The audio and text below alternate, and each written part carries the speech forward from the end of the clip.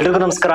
Welcome back my YouTube channel. ನಾನು ನಿಮ್ಮ ಗೌರೀಶ್ ಮಾತಾಡ್ತಾ ಇದ್ದೀನಿ. ಸ್ನೇಹಿತರೆ, ಎಂದಿನಂತೆ ಇವತ್ತು ಬಹಳ ಇಂಪಾರ್ಟೆಂಟ್ ಆಗಿರ್ತಕ್ಕಂಥ ಒಂದು ಇನ್ಫಾರ್ಮೇಶನ್ ನಿಮ್ಮ ಮುಂದೆ ತಂದಿರತಕ್ಕಂಥದ್ದು. ಅದೇನಪ್ಪಾ ಅಂದ್ರೆ, ಗೃಹಲಕ್ಷ್ಮಿ ಯೋಜನೆ ಅಂತಂದ್ರೆ 2 ವರ್ಷ ಆಗ್ತಾ ಬಂತು ಈ ಒಂದು ಯೋಜನೆ ಜಾರಿಗೆ ಆಗಿರ್ತಕ್ಕಂಥದ್ದು. ಇಲ್ಲಿ ಗೃಹಲಕ್ಷ್ಮಿ ಯೋಜನೆಯವರಿಗೆ ಪ್ರತಿ ತಿಂಗಳು 2,000 ರೂಪಾಯಿ ಅಮೌಂಟ್ ರಾಜ್ಯ ಸರ್ಕಾರದಿಂದ ಬರ್ತಾ ಇರ್ತಕ್ಕಂಥದ್ದು ತಮ್ಗೆಲ್ರಿಗೂ ಗೊತ್ತಿರ್ತಕ್ಕಂಥ ವಿಚಾರ. ಇನ್ನು ಇದಕ್ಕೆ ಸಂಬಂಧಪಟ್ಟಂತೆ ಒಂದು ಹೊಸ ಅಪ್ಡೇಟ್ ಇರ್ತಕ್ಕಂಥದ್ದು. ಗೃಹಲಕ್ಷ್ಮಿ ಯೋಜನೆಗೆ ಸಂಬಂಧಪಟ್ಟಂತೆ ಇಲ್ಲಿ ಗೃಹಲಕ್ಷ್ಮಿ ಸಂಘಗಳನ್ನ ರಚನೆ ಮಾಡಿಕೊಂಡು ಅಲ್ಲಿ ಒಂದಷ್ಟು ಸಾಲ ಸೌಲಭ್ಯವೂ ಸಹ ಕೊಡಲಾಗುತ್ತೆ ಅನ್ನೋ ಒಂದು ಮಾಹಿತಿ ಸಹ ಸಿಗ್ತಾ ಇದೆ. ಅದು ಯಾವಾಗಿಂದ ಜಾರಿ ಆಗುತ್ತೆ, ಏನು ಎತ್ತ, ಅದಕ್ಕೆ ಸಂಬಂಧಪಟ್ಟಂತ ಕಂಪ್ಲೀಟ್ ಒಂದು ಇನ್ಫಾರ್ಮೇಶನ್ ಈ ವಿಡಿಯೋದಲ್ಲಿ ತಿಳ್ಕೊಂಬರೋಣ.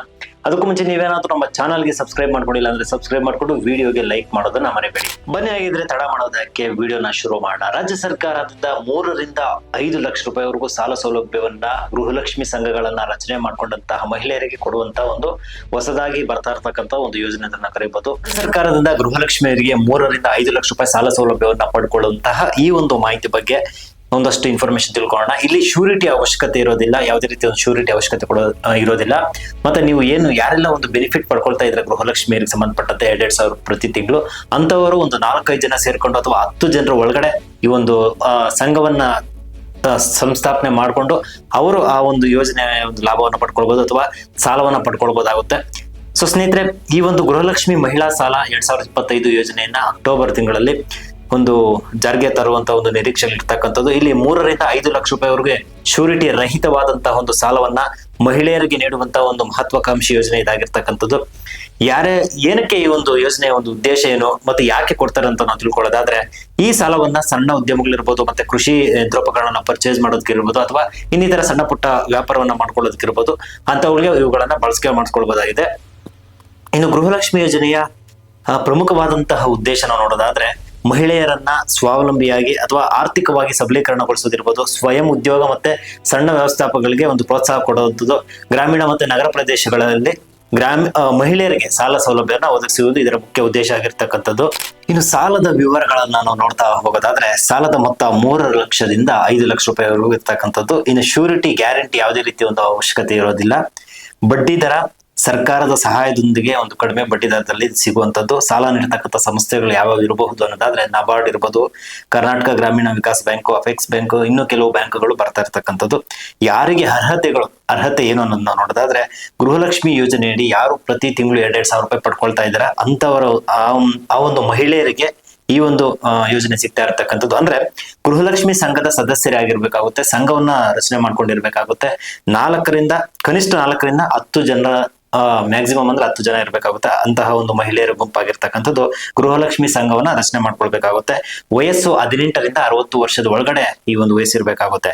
ಇನ್ನು ಗೃಹಲಕ್ಷ್ಮಿ ಸಂಘವನ್ನ ಹೇಗೆ ರಚನೆ ಮಾಡೋದು ಅನ್ನೋದಾದ್ರೆ, ಅಂದ್ರೆ ಮೆಂಬರ್ಶಿಪ್ ಅನ್ನ ಮಾಡ್ಕೊಳ್ಬೇಕಾಗುತ್ತೆ. ಅಂದ್ರೆ ಪ್ರತಿ ಸಂಘದಲ್ಲಿ ಕನಿಷ್ಠ 4 ರಿಂದ 10 ಮಹಿಳೆಯರು ಸೇರ್ಬೇಕಾಗುತ್ತೆ.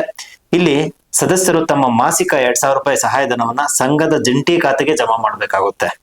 ಸಂಘದಲ್ಲಿರ್ತಕ್ಕಂಥ ಜಂಟಿ ಖಾತೆಗೆ ಜಮಾ ಮಾಡ್ಬೇಕಾಗುತ್ತೆ. ಸಾಲಕ್ಕೆ ಅರ್ಜಿಯನ್ನ 6 ತಿಂಗಳ ನಂತರ, ನೀವೇನ್ ಸಂಘ ಸ್ಥಾಪನೆ ಮಾಡ್ತೀರಾ 6 ತಿಂಗಳ ನಂತರ ನೀವು ಅರ್ಜಿಯನ್ನ ಸಲ್ಲಿಕೆ ಮಾಡಬಹುದು.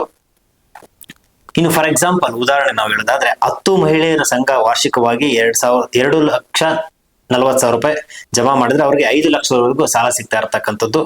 ಇನ್ನು ಸಾಲವನ್ನ ಯಾವುದಕ್ಕೆ ನಾವು ಬಳಕೆ ಮಾಡ್ಕೊಳ್ಬಹುದು ಅನ್ನೋದು ನಾವು ನೋಡೋದಾದ್ರೆ, ಕೃಷಿ ಉದ್ಯಮಕ್ಕಿರ್ಬೋದು, ಟ್ರ್ಯಾಕ್ಟರ್ ಅಥವಾ ನಾಟಿ ಯಂತ್ರ, ಒಕ್ಕಲು ಯಂತ್ರಗಳನ್ನ ಖರೀದಿ ಮಾಡೋದಕ್ಕಿರ್ಬೋದು, ಸಣ್ಣ ಸಣ್ಣ ವ್ಯಾಪಾರ ಮಾಡೋದಕ್ಕಿರ್ಬೋದು, ದಿನಸಿ ಅಂಗಡಿ, ತರಕಾರಿ ಅಂಗಡಿ, ಸಣ್ಣ ಪುಟ್ಟ ಹೋಟೆಲ್ ಇರ್ಬೋದು, ಮತ್ತೆ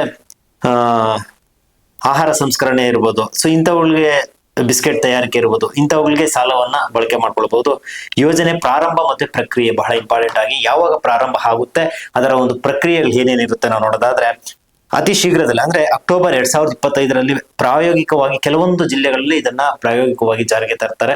ಅದರ ನಂತರ ಎಲ್ಲಾ ಜಿಲ್ಲೆಗಳು ಸಹ ಅದು ವಿಸ್ತರಣೆ ಆಗುತ್ತೆ. ಅರ್ಜಿ ಸಲ್ಲಿಸ್ತಕ್ಕಂಥ ವಿಧಾನ ಹೇಗಿರುತ್ತೆ ಅನ್ನೋದಾದ್ರೆ, ಸ್ಥಳೀಯ ಮಹಿಳಾ ಮತ್ತು ಮಕ್ಕಳ ಅಭಿವೃದ್ಧಿ ಇಲಾಖೆಯನ್ನ ನಾವು ಭೇಟಿ ಮಾಡ್ಬೇಕಾಗುತ್ತೆ. ಗೃಹಲಕ್ಷ್ಮಿ ಒಂದು ಸಹಾಯವಾಣಿ ಸಂಖ್ಯೆ ಕರೆ ಮಾಡಿ ಹೆಚ್ಚಿನ ಒಂದು ಡೀಟೇಲ್ಸ್ ಅನ್ನ ನಾವು ಪಡ್ಕೊಳ್ಬೇಕಾಗುತ್ತೆ. ಸೊ ಅಧಿಕೃತ ವೆಬ್ಸೈಟ್ ನಲ್ಲಿ ಆನ್ಲೈನ್ ಮುಖಾಂತರ ಅರ್ಜಿಗಳನ್ನು ಸಹ ನೀವು ಸಬ್ಮಿಟ್ ಮಾಡಬಹುದು. ಅತಿ ಶೀಘ್ರದಲ್ಲೇ ಅಧಿಕೃತವಾದಂತಹ ಒಂದು ವೆಬ್ಸೈಟ್ಗಳು ಸಹ ಬರುತ್ತೆ, ವೇಟ್ ಮಾಡಬೇಕಾಗುತ್ತೆ. ಬಂದ ನಂತರ ನಾನು ಮತ್ತೊಂದು ವಿಡಿಯೋ ಮಾಡಿ ಹೆಚ್ಚಿನ ಒಂದು ಡೀಟೇಲ್ಸ್ ಅನ್ನು ನಾನು ನಿಮ್ಗೆ ಕೊಡ್ತೀನಿ. ಅಡ್ವಾನ್ಸ್ ಆಗಿ ಈ ಒಂದು ಇನ್ಫಾರ್ಮೇಶನ್ ನಿಮ್ಗೆ ಗೊತ್ತಿರಲಿ ಅನ್ನೋ ಕಾರಣಕ್ಕೋಸ್ಕರ ವಿಡಿಯೋನ ಮಾಡ್ತಾ ಇರ್ತಕ್ಕಂಥದ್ದು. ಇದು ನೆನಪಲ್ಲಿರ್ಲಿ. ಇನ್ನು ಗೃಹಲಕ್ಷ್ಮಿ ಯೋಜನೆ ಪ್ರಯೋಜನಗಳು ನೋಡೋದಾದ್ರೆ ಶ್ಯೂರಿಟಿ ಇಲ್ಲದ ಒಂದು ಸಾಲ ಇರ್ಬೋದು, ಕಡಿಮೆ ಬಡ್ಡಿ ದರ, ಸ್ವಯಂ ಉದ್ಯೋಗಕ್ಕೆ ಅವಕಾಶ, ಗ್ರಾಮೀಣ ಮತ್ತೆ ನಗರ ಪ್ರದೇಶಗಳಿಗೆ ಸಮಾನವಾದಂತಹ ಒಂದು ಅವಕಾಶವನ್ನು ಕೊಟ್ಟಿರ್ತಕ್ಕಂಥದ್ದು.